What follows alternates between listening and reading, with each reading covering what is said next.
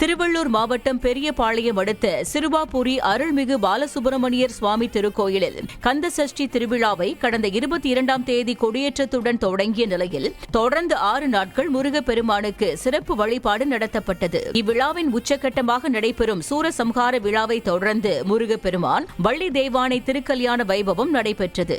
இதில் முருகப்பெருமானுக்கும் வள்ளி தெய்வானை தேவியருக்கு சீர்வரிசை பொருட்கள் வைத்து வேத மந்திரங்கள் ஓத மேளதாளம் முழங்க சிவாச்சாரியார்கள் முன்னிலையில் தேவியருக்கு மங்கள நான் சூட்டப்பட்டது.